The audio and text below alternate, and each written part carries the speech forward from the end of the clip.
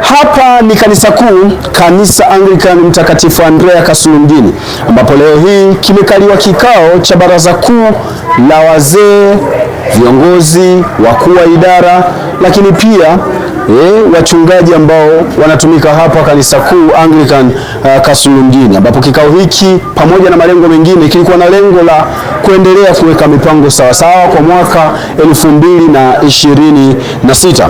Unaambiwa kikao hiki kilikuwa na mengi sana ambayo yamezungumzwa na mipango ni mingi kwa mwaka 2026 na mingine ni endelevu. Hapa tuko na mmoja kati ya wajumbe ambaye pia wameshiriki na yeye ana kitu special ambacho ndicho kilichosababisha tumite hapa tuzungumze. Mheshimiwa, habari yako? Habari nzuri. Habari za kikao? Kwa kweli kikao kimeendelea vizuri kama tulivyokuwa tumetarajia. Kuna mtu anakutazama hakufahamu. Kwa jina naitwa Dawson Geoffrey Mgoezi ambaye nimesimama hapa kwa mjumbe wa kikao kilichomalizika muda sio mrefu. Wakuja hapa na kitu special. Ni kitu gani hicho ambacho watu wanatamani kukisikia? Kwa mwaka 2026 sisi kanisa kuu tumewaza kufanya kitu cha DUT Marathon. Lengo kubwa ni kutaka baada ya miaka miwili mitatu tuwe na tamasha kubwa la marathon ambalo litajulikana nchi nzima, ikiwezekana hata nje ya nchi.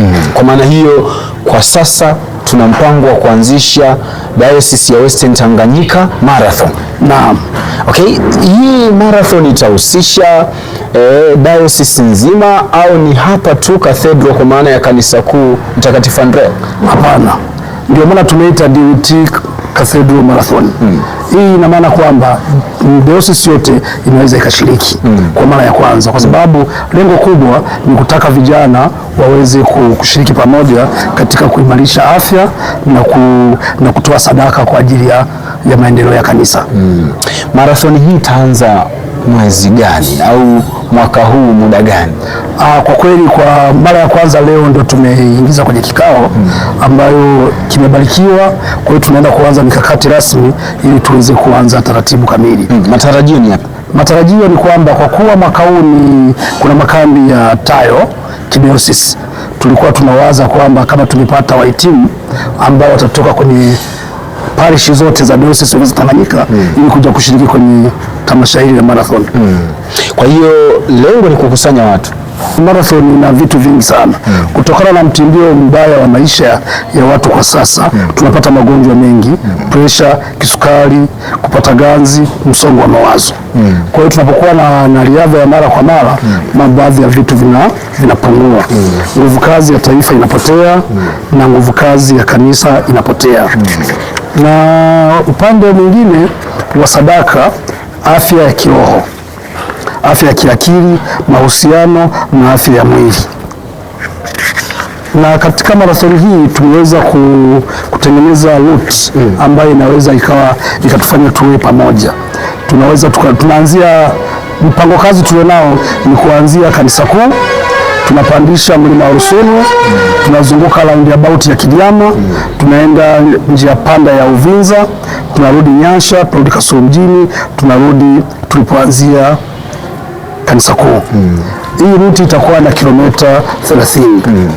Lakini pamoja na hayo tuna kilomita 20 ambazo tunaangalia ni jinsi gani ambazo tunaweza tukazipunguza ili tuweze kupata wahitimu tutakaopata kilomita 20.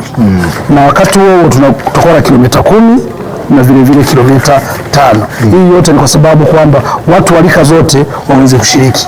Utakaoweza kukimbia marathon, kunaweza kutembea, ili wote lakini tuweze kupata kwa pamoja. Kwa hiyo hii haiangalie umri. Haiangalie umri. Okay. Naam. Lengo ni kuwakutanisha watu pamoja, lakini pia kufanya mazoezi. Naam. Okay.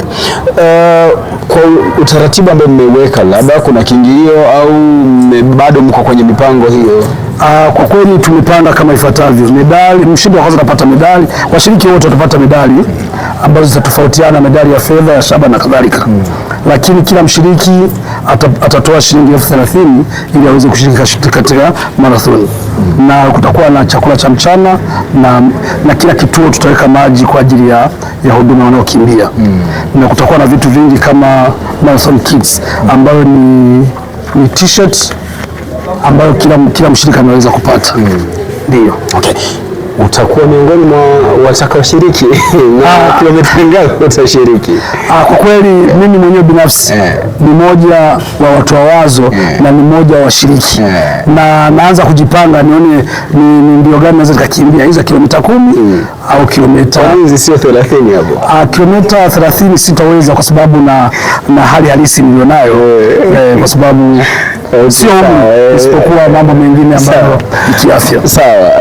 Kwa hiyo kwa namna ambavyo mmejipanga, nadhani mwaka huu itatekelezwa au mwaka kesho? Lengo la madhumuni ni kwamba mwaka huu wakati wa mkusanyiko wa watu wa Tayo tulikuwa tunahitaji tulianzishe kwa mwaka huu ili tushiriki kwa dayosisi nzima kwa mwaka huu, lakini mwaka kesho tulikuwa tunaomba tuitangaze zaidi iwe nchi nzima kama itawezekana. Basi tuwatakie utekelezaji mwema katika hii hatua ya awali ambayo mmeipanga, na tunafikiri yatakuja mazuri mengi sana ambayo yatatokana na hili wazo la kuwa na marathon. Kwa kweli tunamshukuru Mwenyezi Mungu na sisi tunaendelea kujipanga ili tuweze kufanya kitu kizuri ambacho kitatutangaza katika Dayosisi ya Tanganyika ili tuende na kauli mbiu ya Baba Askofu, tumtumikie Bwana kwa furaha. Basi sisi tukushukuru sana. Asante sana. Tuwatakie utekelezaji mwema. Amina, amina. Na wewe pia. Asante. Labda kabla sijamaliza, wewe uko tayari kukimbia kilomita ngapi? Hizo 30 hizo. Na dada yule 30 naye pia zinamfaa. Basi mimi nawakaribisheni sana. Asante. Sisi tutashiriki tayari, tutatoa account number kwa ajili ya kuingiza pesa kwa ajili ya kushiriki. Lakini kila mshiriki lazima atapata t-shirt kwa ajili ya ushiriki. Okay. Sasa kwa maandalizi, kabla hujaondoka, umenikumbusha kitu hapa. Watu waanze kufanya mazoezi au hamna namna ambayo tutakuwa tunakutana pamoja, kuna ni au kila mmoja atafanya kwa namna yake afu tukutane tu muda wa mashindano? Kwa kweli kwa upande wa marathon kila mtu atakiwa afanye mazoezi kwa jinsi anavyoweza kwa sababu lazima kutakuwa na zawadi. Kwa hiyo zawadi zile zao zina washindi. Kwa hiyo mimi nakutahadharisha, napenda kukusihi uanze mazoezi sasa ili siku ya siku uwe mtu wa kwanza. Karibu sana katika mashindano haya na karibu sana kanisa kuu. Asante. Ndio. Basi haya ni maandalizi ya marathon. Muda wowote marathon itaanza, watu wajipange. DWT marathon inaanza muda si mrefu. Wewe umejipangaje? Utakimbia kilomita ngapi? Ni wewe na nafasi yako na kile ambacho utakuwa umekiona, lakini sisi tumejipanga. Mimi na Gladness, kitengo cha habari, tunaamini hizi mbio za kilomita 30 hizi za kwetu na mambo yatakuwa mazuri. Tunaendelea kutazama yale ambayo ni maadhimio ya kikao ambacho kimefanyika hapa kanisa kuu, kanisa la Mtakatifu Andrea, ambacho kinajadili mambo mengi ikiwemo mipango na mikakati ya mwaka huu wa 2026. Tumezungumza na baadhi ya washiriki kwa maana ya wajumbe wa semina. Sasa ni wakati wa kuzungumza na Sabini wa kanisa kuu hapa, atupe sasa maadhimio ya kikao yalikuwaje na mipango yote namna ilivyokuwa, maana wote waliopita walikuwa wakitueleza tu machache kwa kile ambacho wao wamekichukua kulingana na idara zao au maeneo yao. Baba Sabini, kwanza heshima yako. Naipokea. Kwa wachache wasionitambua, ni mchungaji na kanoni Sabini wa kanisa kuu ambaye namsaidia Baba Askofu hapa katika kanisa kuu. Kwa majina anaitwa Laurent Magogwa kwa wale wasiomfahamu kwa faida. Baba, umeshiriki kikao na wewe kwa nafasi kubwa hapa ndiye tunasema mratibu mkuu wa shughuli nyingi ambazo zinafanyika mahali hapa, ukiacha dini ambayo na mambo mengi kwa maana ya Baba Askofu. Kikao kimeadhimia nini na kinalenga nini sasa kwa mwaka huu wa 2026? Ni kweli kama ulivyosema mwandishi wa habari, ninasimamia mambo mengi hapa, na yasimamia kwa niaba ya dini ambaye ni Baba Askofu.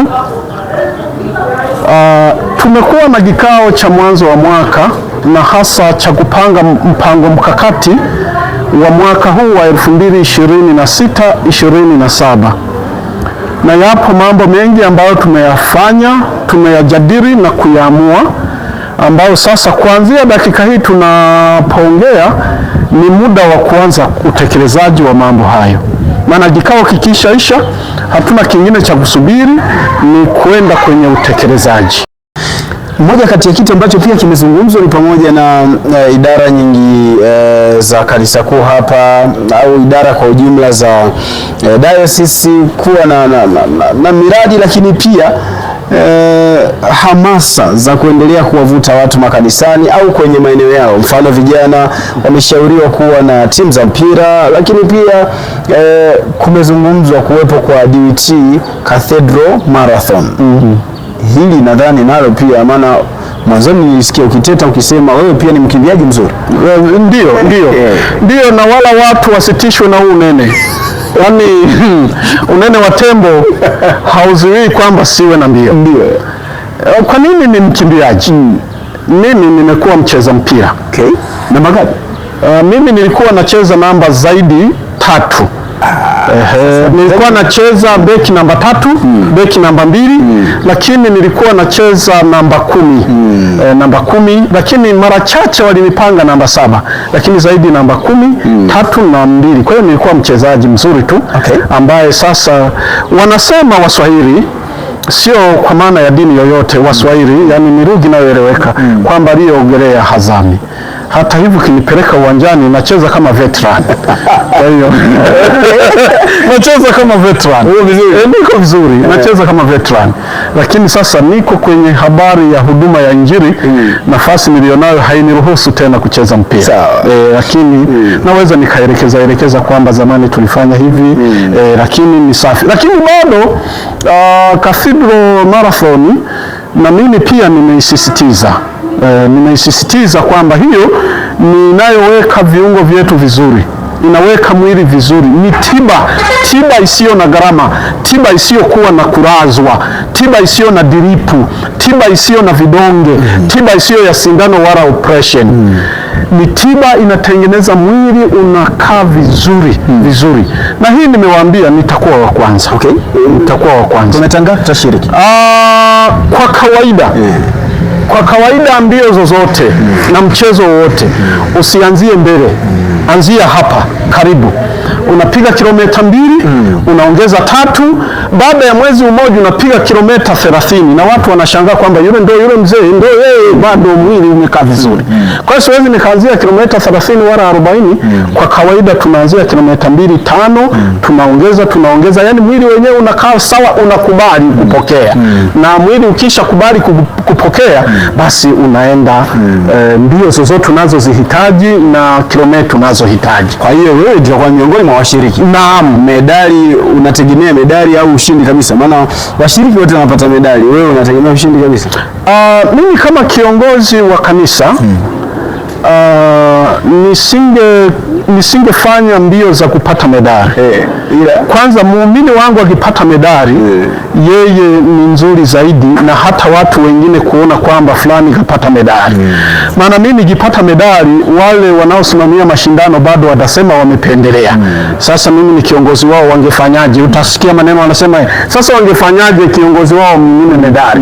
Kwa hiyo mpaka sasa mimi nafanya mashindano kwa kuweka mwili wangu ukae vizuri, sio kwa ajili ya medali. Hapana. Lakini naalika Wakristo wote, mabinti, vijana, wa baba, wa mama, tushiriki mashindano hayo yatakayofanyika, ni kuweka afya yetu vizuri. Mmejipanga hii marathon itaanza lini? Kuna kamati maalum tumeiweka, na ile kamati tumeiruhusu ikakae, na ikisha kaa itatuletea mapendekezo yao, na yale mapendekezo tunaweza tukayaboresha, kupunguza muda walioweka ama kuongeza kulingana na ratiba za kanisa. Unaona mwaka huu au mwakani? Mwaka huu tunaanza. Ila ni mwezi gani tumewapa kamati. Lakini sivyo tu, sio Cathedral Marathon tu. Wajumbe wameshauri tufufue vipaji vya mpira. Tufufue. Hapa palikuwepo timu Matovu FC na ina miaka mingi melala, na hatujui wachezaji wamekwenda huko na huko, lakini tuna mpango wa kufufua Matovu FC iwe timu, na bila shaka katika diocese yetu tuna kanda 12, na tutakapoifufua timu ya mpira nina uhakika wa 98% kwamba tutachukua kombe tukianza mashindano. kombe la mkoa, kombe la diocese. Tukianza mashindano ya ndani kwanza. Lazima Cathedral wachukue kombe. Alafu baada ya hapo utaratibu utafanyika kushiriki pamoja na timu zingine za nje tutafanya. DWT habari.